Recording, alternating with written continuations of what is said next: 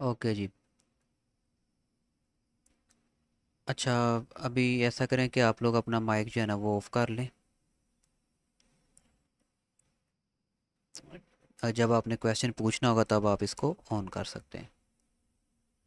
सो आज की इस क्लास के अंदर, इस वीडियो के अंदर हम ये देखेंगे कि हमने वाइवा जो है वो किस तरह से आपने अटेंड करना है। उसके बाद प्रेजेंटेशन के रिलेटेड जो भी क्वेश्चन हो सकते हैं उनको मैं यहाँ पर क्लियर करूँगा। तो अगर आपके माइंड में कोई क्वेश्चन है वाई के रिलेटेड तो वो भी आप इसमें पूछ सकते हैं। अच्छा, सबसे पहले तो मैं आप लोगों को ये बता दूं कि आपने जो वाइवा है उसको अटेंड किस तरह से करना है। ये बहुत क्वेश्चन स्टूडेंट पूछते हैं कि वाइवा के अंदर हमने क्या क्या चीज़ दिखानी होती है। तो देखें जी, ये आपका मैं किसी एक स्टूडेंट का जो फाइनल डिलीवरेबल की फ़ाइल है ना वो हम ओपन कर लेते हैं। चलें, लेट्स से ये है, इसको ओपन करते हैं। ये फाइनल डिलीवरेबल की फ़ाइल है। अच्छा, यहाँ पर आपने ना जब वाइवा आपका स्टार्ट होने लगना है ना, ठीक है, स्टार्ट करने से पहले सुपरवाइज़र को कॉल करने से पहले आपने एक्चुअली सुपरवाइज़र को कॉल करनी है। उसकी स्काइप जो आईडी है ना उसके ऊपर पहले आपने मैसेज करना है अपना जो जो भी वाइवा शेड्यूल के मुताबिक आपका टाइम है। उस टाइम पे आपने सुपरवाइज़र को कर देना है मैसेज कि सर मैं रेडी हूँ, मुझे कॉल करें। फिर सुपरवाइज़र आपको कॉल कर देगा या वो आपको बोल देगा अच्छा मुझे कॉल कर लो। और सम टाइम्स जो सुपरवाइज़र है वो थोड़ा सा लेट भी हो जाता है, तो आपने परेशान नहीं होना कि वो आपका टाइम हो गया लेकिन वो सुपरवाइज़र रिप्लाई नहीं कर रहा। बाज़ का तो घंटा घंटा लेट भी सुपरवाइज़र जो है ना रिप्लाई करते हैं, ख़ास तौर पे तब जब आपका वाइवा फ़र्स्ट टाइम हो। सुपरवाइज़र वो जो है ना फ़र्स्ट टाइम में यूजुअली जो है वो लेट करते हैं रिप्लाई। लेकिन आपने उधर सेंटर में ही रहना है। आपने ये नहीं करना कि अच्छा रिप्लाई नहीं कर रहा आप घर आ गए। आपने घंटा वेट करना पड़े, 2 घंटा वेट करना पड़े, उधर ही आपको वेट करना पड़ेगा उसके रिप्लाई का। ठीक है, उसके बाद ये कि जो आपको ये प्रोजेक्ट आपका दिया गया है, ये पूरी फाइनल डिलीवरेबल की जो आपकी फ़ाइल है, इसको आपने अपने लैपटॉप के अंदर लेके जाना है और लैपटॉप के अंदर आपका जो एप्लीकेशन है वो रन आपने कर लेनी है। ठीक है, एप्लीकेशन को जस्ट रन करके आपने रखना है, उसको लॉगिन नहीं करना। ओके, जस्ट रन करके रख लेना है आपने। जैसे मिसाल के तौर पर अगर पीएचपी के प्रोजेक्ट वालों की बात करूं तो यहाँ से start, just wait, I think ये रन नहीं हुआ। ओके, तो अगर पीएचपी के प्रोजेक्ट वालों की बात करूं तो ये देखें यहाँ पर आपने इस तरह से अपना प्रोजेक्ट जस्ट रन करके रखना है, लॉगिन नहीं करना। लॉगिन जब वो कहें तभी आपने करना है। ठीक है, इसी तरह से जो जेंगो के अंदर जिनका प्रोजेक्ट है या किसी और टेक्नोलॉजी के अंदर प्रोजेक्ट है तो उन्होंने जस्ट ऐसे अपने जो उनका तरीका रन करने का उसके मुताबिक रन करके रखना है। ठीक है, लॉग इन नहीं करना। एक तो आपने ये अपना प्रोजेक्ट रन करके रखना है। दूसरा, आपने अपनी ये जो फाइनल प्रेजेंटेशन की फ़ाइल मैंने आपको दी है ये आपने ऐसे ओपन करके रख लेनी है। ठीक है, यहाँ पर ऐसे इसको नीचे कर लें, प्रोजेक्ट को भी नीचे कर लें। तीसरा तीसरा आपने डेटाबेस को ओपन करके रखना है। पीएचपी वालों का डेटाबेस यहाँ से ओपन होता है, आपको पता है, ये आपका एडमिन है डेटाबेस का, आपको बताया हुआ है मैंने पहले दिस। ठीक है, और अगर आप चाहें तो दोनों टैब्स को, यानी कि जहाँ पर ये रन हो रहा है इसको और इसके अंदर ऐसे कर लें, यानी कि एक ही टैब के अंदर ये आपकी क्या आ गई, ये आपका आ गया वेबसाइट रन हो रही है और यहाँ पर आपका डेटाबेस अभी ओपन हो जाएगा। तो ये डेटाबेस हो गया, एप्लीकेशन हो गई और तीसरी चीज़ क्या थी, प्रेजेंटेशन होगी। बस ये तीन चीज़ें आपने ओपन करके रखनी है। उसके बाद जी, ठीक है, सुपरवाइज़र आपको कॉल करने का बोलेगा। इस तरह ये आपने रन कर ली। ठीक है, सुपरवाइज़र से आपकी बात होगी, उसने आपको बोला चलो जी कॉल करो मुझे, आपने कॉल की और फिर वो आपको बोलेगा स्क्रीन शेयर करो। अब स्क्रीन शेयर करने का जो तरीका है ना वो आप देख लें कि स्काइप की कॉल के अंदर जो है ना स्क्रीन किस तरह शेयर की जाती है। ठीक है, जैसे ये देखें हमने स्क्रीन यहाँ पर शेयर की हुई है। गूगल मीट के अंदर ज़रा तरीका डिफरेंट है, यहाँ पर आ रहा है, यहाँ से स्क्रीन शेयर करते हैं गूगल मीट के अंदर। लेकिन जो स्काइप जहाँ पर आप वाइवा देंगे ना उसके अंदर आई थिंक कि यहाँ पर ऊपर कॉर्नर में ऑप्शन आता है या नीचे ही आता है कहीं पे, बहरहाल वो आपको मिल जाएगा। अगर आपको ना मिल रहा हो तो आपका माइक ऑन होगा, आप उनसे पूछ सकते हैं सर मुझे स्क्रीन शेयरिंग का ऑप्शन नहीं मिल रहा, काइंडली मुझे थोड़ा गाइड कर दें कि ये स्क्रीन के ऊपर कहाँ करके मुझे मिलेगा। ठीक है, और हाँ, आपके लैपटॉप का अब जो है ना वो माइक काम कर रहा हो यानी कि आपने हैंड फ्री साथ ज़रूर लेके जानी है। ब्लूटूथ ना यूज़ करें, मैं आपको रिकमेंड करूँगा, क्योंकि ब्लूटूथ जो है ना उनसे वॉइस बाज़ अवत क्लियर नहीं जा रही होती। हाँ, अगर आपके पास अच्छे हैं आप यूज़ कर सकते हैं, अदरवाइज़ हैंड फ्री यूज़ करें, वो सबसे बेस्ट है। और हैंड फ्री घर से टेस्ट करके लेके जाएं कि आपकी हैंड फ्री से सही आवाज़ जा रही है कंप्यूटर में, नहीं जा रही, क्या चक्कर है, इसको एक बार टेस्ट कर लें। ठीक है, उसके अलावा आपका जो कैमरा है, लैपटॉप का कैमरा, वो भी वर्किंग कंडीशन में होना चाहिए। ठीक है, इस तरह से आपने फिर करनी है। ओके, अब ठीक है, कॉल हो गई। उसके बाद वो आपको कैमरा ऑन करने के लिए बोलेंगे, आपने कैमरा ऑन कर देना, जो पूछें आपने बता देना।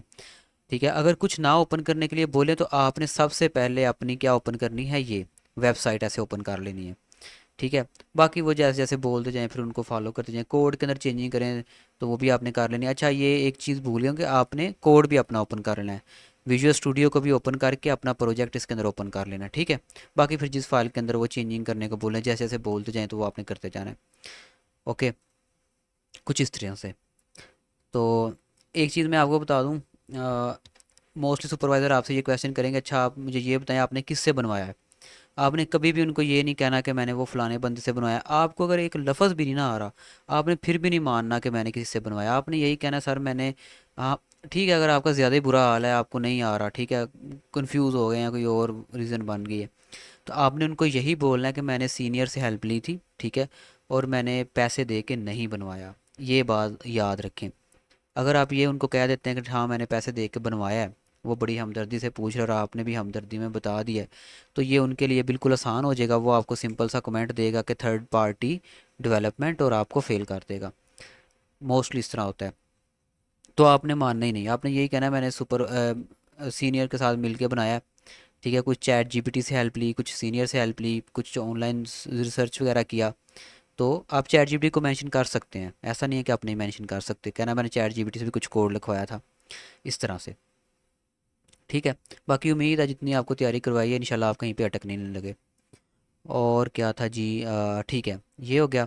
उसके बाद प्रेजेंटेशन के ऊपर अब आ जाते हैं, जो मेन हमारा टॉपिक है इस वीडियो का, कि प्रेजेंटेशन किस तरह से प्रेजेंट करनी है आपने। ये जो इससे पहले बताया, ये तो जस्ट आपको ये बताने के लिए था कि आपका वाइवा किस तरह से कंडक्ट होता है, थोड़ा सा उसका मैंने ओवरव्यू दिया है। और हाँ, ये भी है कि हर सुपरवाइज़र अपने हिसाब से आपको क्वेश्चनिंग कर सकता है, ये नहीं कि हर सुपरवाइज़र सेम क्वेश्चन पूछता है, ऐसा भी नहीं है, वो अपने हिसाब से पूछते हैं। अच्छा, यहाँ पर सबसे पहले आपने स्लाइड इस तरह से ओपन कर लेनी है, ठीक है, और आपको कुछ भी साथ बोलने की ज़रूरत नहीं पड़ेगी, बस आप इस तरह पहला पेज ओपन करें एंड देन इधर पे आ जाएं और उनको बताएं कि जी मेरा ये प्रोजेक्ट है, जो भी आपका प्रोजेक्ट का नेम शो रहा हो, जैसे यहाँ पर ये है तो उनको बोलें सर ये मेरा प्रोजेक्ट है, पढ़ के बता दें sir, online book review and recommendation system, ये मेरा प्रोजेक्ट है, ठीक है, and my specialisation is in database management system. अब ये जो लाइन हमने यहाँ पर लिखी है, ये इसलिए लिखी है क्योंकि आपको वो फिर इस सब्जेक्ट इसके रिलेटेड आपको क्वेश्चन करेंगे, क्वेश्चनिंग करेंगे इसके रिलेटेड। ठीक है, इसके लिए आपने प्रेपरेशन कर लेनी है। फाइल भी आई थिंक मैंने शेयर कर दिया ग्रुप में या नहीं की, वो मैं कर देता हूँ शेयर अगर मैंने नहीं की। उसके अंदर डेटाबेस के रिलेटेड आपको सारे कंसेप्ट वगैरह मिल जाएंगे। जो मेन वो क्वेश्चन करते हैं डेटाबेस के रिलेटेड, वो करते हैं प्राइमरी की, फॉरेन की, जॉइंट्स, नॉर्मलाइजेशन, डी नॉर्मलाइजेशन, और नॉर्मलाइजेशन की फ़र्स्ट थ्री जो फॉर्म है उनमें से वो क्वेश्चन पूछ लेते हैं। ठीक है, ये कुछ क्वेश्चन है कॉमन जो वो कर लेते हैं। अच्छा, उसके बाद यहाँ से बस आप यही बता सकते हैं कि सर ये मेरा प्रोजेक्ट है और मेरी स्पेशलाइजेशन ये है, बाकी ये पढ़ने की ज़रूरत नहीं है। देन नेक्स्ट स्लाइड पे आ जाएं एंड आप यहाँ पर आके ये बोल सकते हैं my name is Abdul Hadi and this is my ID. ठीक है, वैसे वो आपको मे भी वो स्किप करवा दें ये स्लाइड्स। एंड यहाँ पर इंट्रोडक्शन ऑफ द प्रोजेक्ट है, और ये आप एज इट इज़ आप ऐसे पढ़ सकते हैं, या फिर अपनी जो है लैंग्वेज में भी आप इसको एक्सप्लेन कर सकते हैं। इसको एक दफ़ा आपने पढ़ लेना है। इसके अंदर बस यही लिखा हुआ है कि आपका प्रोजेक्ट जो है वो क्या करता है, क्या हो रहा है आपके प्रोजेक्ट के अंदर, किस लिए हमने बनाया है। देन यहाँ पर हमारा प्रोजेक्ट शेड्यूल आ जाता है, इसको भी मे भी वो स्किप करवा दें, बाकी आप इसको देख सकते हैं। हमने बस इसके अंदर शेड्यूल किया हुआ है कि पहला जो हमारा जो असाइनमेंट डॉक्यूमेंटेशन, उसको हमने डिफरेंट पार्ट्स के अंदर और डिफरेंट डेज़ के अंदर डिवाइड किया हुआ है उसका काम।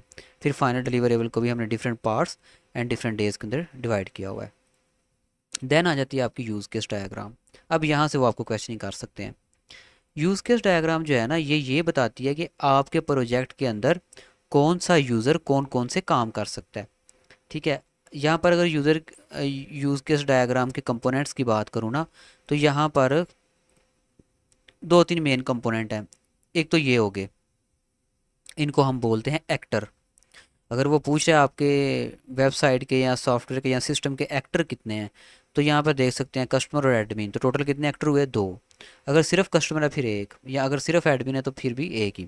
तो यहाँ पर जितने ये यूज़र्स होंगे उतने हमारे एक्टर होंगे, ठीक है। उसके बाद ये जो ओवल शेप के अंदर हमने लिखा हुआ है इसको हम कहते हैं यूज़ केस। यूज़ केस मतलब काम। तो जैसे ये देखो, कस्टमर जो है वो क्या कर सकता है? रजिस्टर कर सकता है, लेकिन एडमिन खुद को रजिस्टर नहीं कर सकता, ठीक है, क्योंकि एडमिन की इन्फॉर्मेशन पहले ही हम डेटाबेस के अंदर लिख देते हैं। उसके बाद लॉगिन है, तो कस्टमर भी लॉगिन कर सकता है, एडमिन भी लॉगिन कर सकता है। इसी तरीके से हर काम जो यूज़र कर सकता है वो यहाँ पर लिख दिया गया है। देन इसके अंदर एक कीवर्ड यूज़ होता है एक्सटेंड का, और एक होता है इंक्लूड का। अब आप लोगों की डायग्राम को सिंपल रखने के लिए मैंने इंक्लूड का जो कीवर्ड था वो यूज़ नहीं किया, तो यहाँ पर जस्ट एक्सटेंड का यूज़ किया गया है। अब एक्सटेंड किस लिए यूज़ होता है और इंक्लूड किस लिए यूज़ होता है? देखें, एक्सटेंड यूज़ होता है ऐसे यूज़ केस के लिए जो ऑप्शनल हो। जैसे यहाँ पर अगर एडमिन लिस्ट बुक में आता है या बुक लिस्ट में आता है, तो उसके पास ये ऑप्शन है कि वो जो बुक की लिस्टिंग है उसको अपडेट कर सकता है, यानी कि किसी बुक का वो कार्ड अपडेट कर सकता है, ठीक है। इसी तरह से यूज़ केस, जब एक यूज़ केस यूज़ हो रहा है, तो उसी यूज़ केस के रिलेटेड आगे जो ऑप्शन हो यूज़र के पास, लाइक डिलीट, अपडेट, ठीक है, जो ऑप्शनल हो, तो वो उसको हम एक्सटेंड से शो कर सकते हैं।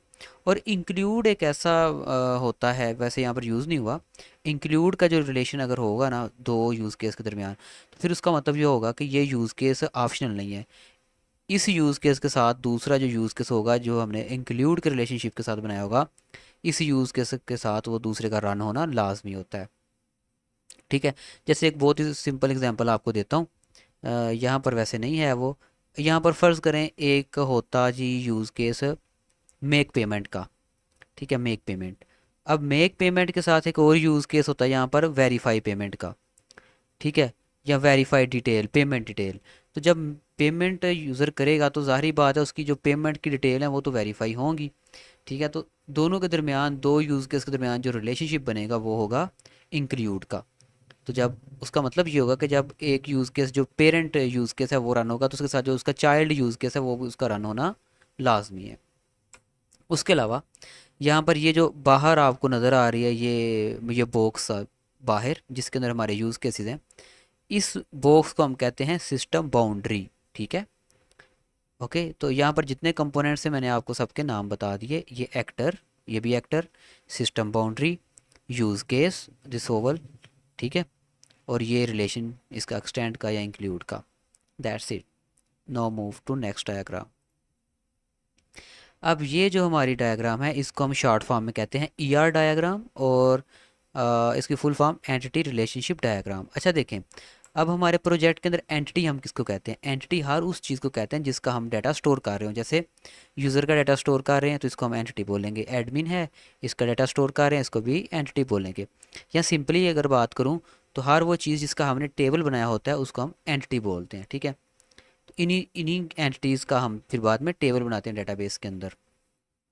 ओके, तो इसकी अगर बात करें तो ये जस्ट रिलेशनशिप होता है एक एंटिटी का दूसरी एंटिटी से रिलेशनशिप। जैसे user manage reviews, admin moderate reviews, and admin manage books, and user just can view the books. Okay, user can manage the book, admin can manage the books, यानी कि admin can edit, delete और update the books, while user can't edit और so on. मतलब जितने भी operations होते हैं इसके ऊपर, बुक्स के ऊपर, वो यूज़र नहीं कर सकता, यूज़र बस बुक्स को देख सकता है, ठीक है जी।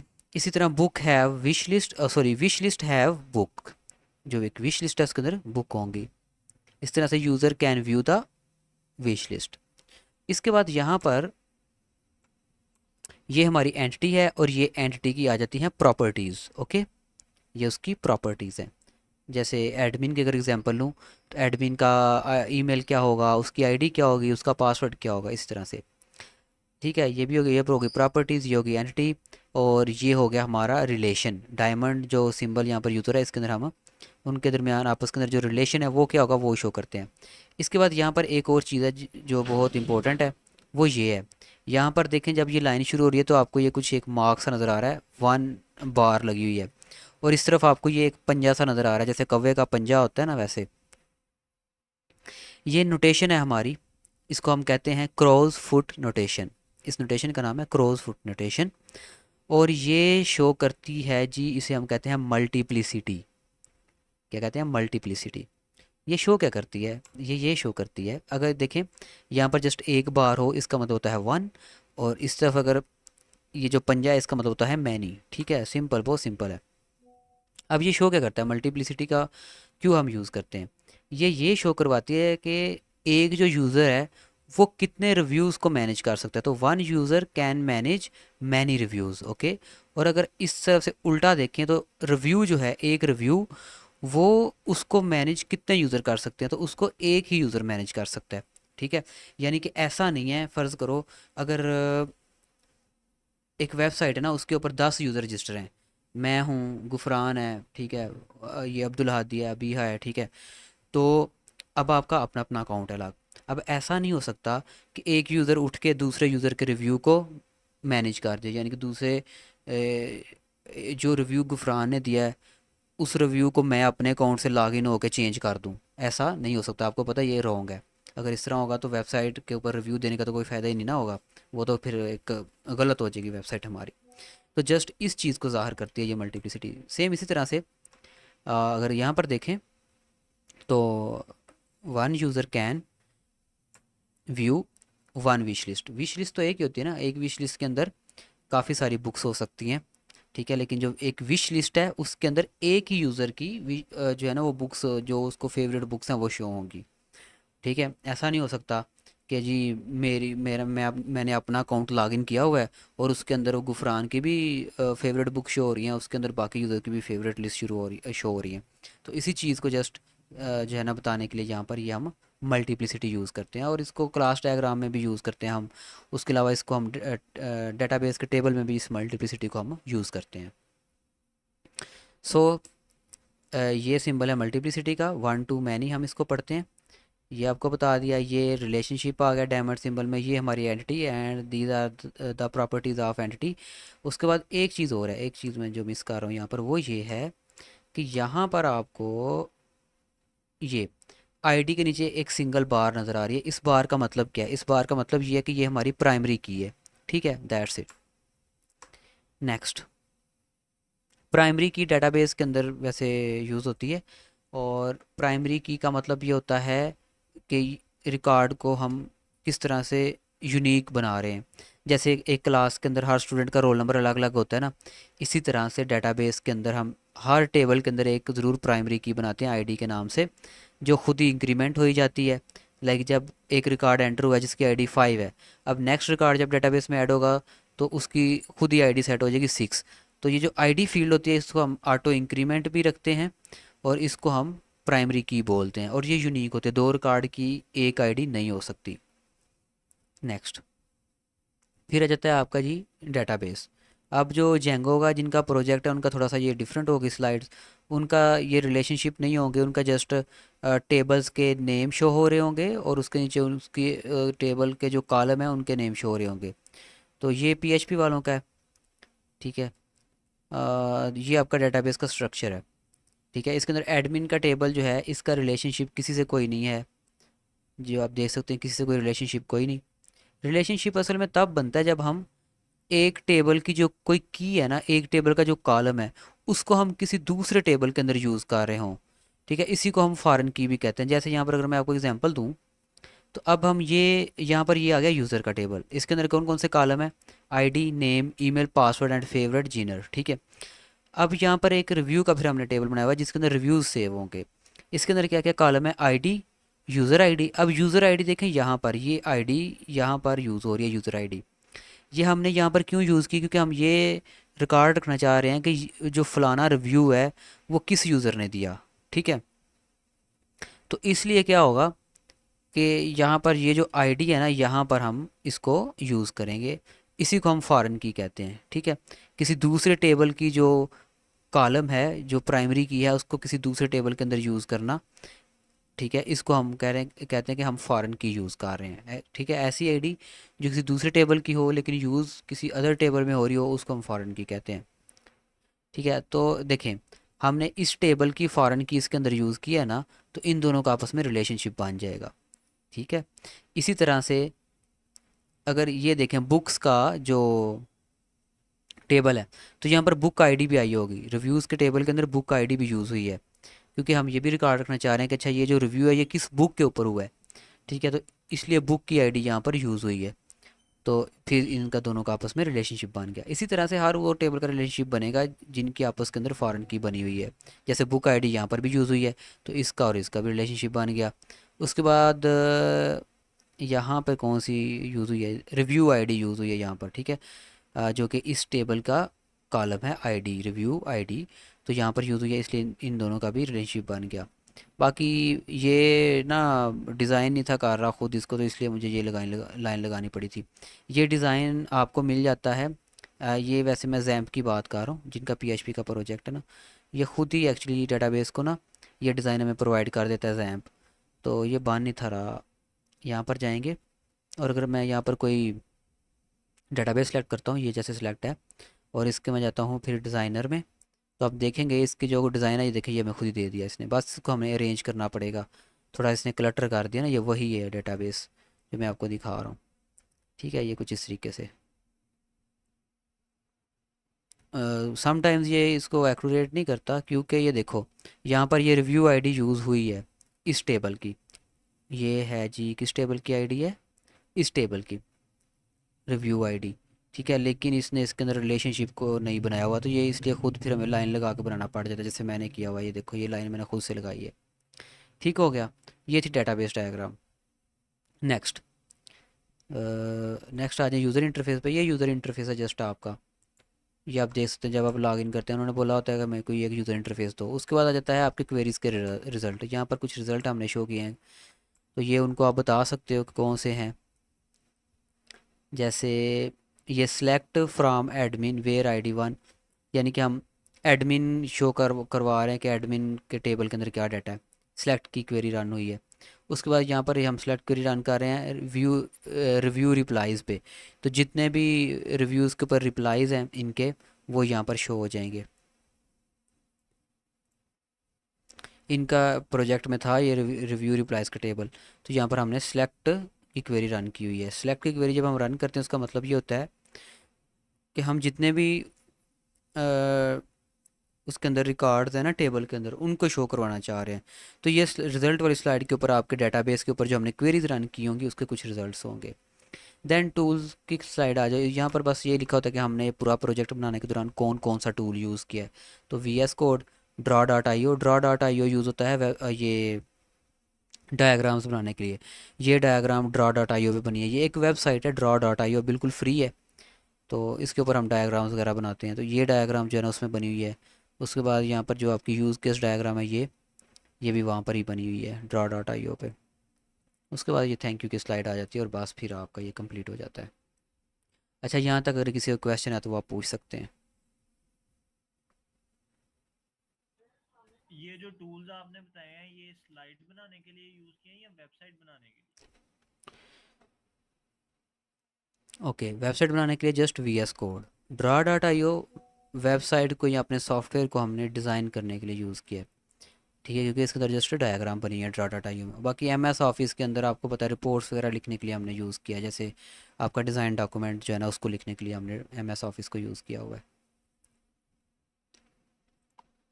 यानी कि ओवरऑल हमारे प्रोजेक्ट के अंदर जो भी चीज़ें यूज़ हुई हैं, उनको उन टूल्स को हमने यहाँ पर लिख दिया।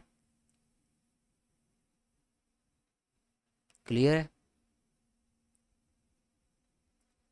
हाँ जी, क्लियर। हाँ जी जी, और किसी का क्वेश्चन हो तो आप पूछ सकते हैं।